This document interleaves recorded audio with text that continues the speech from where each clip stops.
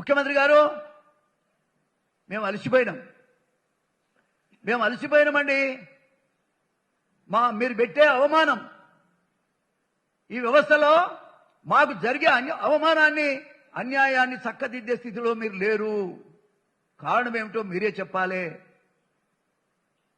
దీనికి కారణం ఏమిటి? నీ వెనుక గొంతులు దోగుతున్నారు నల్లి కుట్లోలు ఎవరు చెప్పమంటావా? అరే ఏం మాట్లాడుతున్నావా? నీ గవర్నమెంట్ కూలిపోవటానికి చాలా సిద్ధంగా ఉంది. నువ్వు ఒక్కడే పని చేస్తే కుదరదు కదా. వర్గీకరణకు వ్యతిరేకంగా, వర్గీకరణ అయిన తర్వాత కూడా వ్యతిరేకంగా, దానికి ప్రభుత్వ నిర్ణయానికి వ్యతిరేకంగా మీటింగులు పెడితే నువ్వేమైనా చేయగలిగావా? అసలు అవినీతి పరులను ఒక్కనన్నా నువ్వు తీసేసినవా? ఒక్కడి మీదనన్నా నువ్వు యాక్షన్ తీసుకున్నావా? అసలు ఎవరు అవినీతి పరులు? ఈ గుంతలతో పెట్టివాడు ఎవడు? 10% పేరుపడ్డ మంత్రి ఎవరు?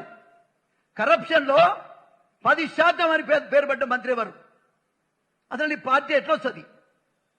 ఇంత అవినీతి, బహిరంగ అవినీతి రాష్ట్రంలో ఏ మూలకేరి ఎవరిని అడిగినా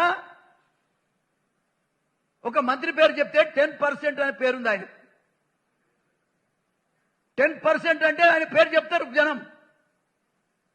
మరి ఎందుకు నిర్ణయం తీసుకోలేకపోతున్నావు నువ్వు? ఒక వ్యక్తి ఎస్సీ అయితేంది, బీసీ అయితేంది, ఓసీ అయితే అవినీతి పరుడు ఎవరైనా తీసేయాల్సిందే. ఎందుకు తీసేయలేకపోతున్నావు? నీకు ముఖ్యమంత్రి పదవే ముఖ్యమా? నీ పదవి ఉండాలన్నా రేపు ప్రజలు నీ ఎంబడి ఉండాలి కదా. ప్రజలు నీ ఎంబడి ఉండాలంటే అవినీతి పరులకు అంతం పలకాలి కదా. ఈ గొయ్యి దోగుతున్నాడు ఎవడు? ఇంత అవినీతి పరుడు ఉన్న ప్రభుత్వం ఎట్లా నడుస్తుంది? ప్రజలలో ఏమున్నది నీ గురించి, ఈ గవర్నమెంట్ గురించి? నేనంటా ఉన్నా ఇవాళ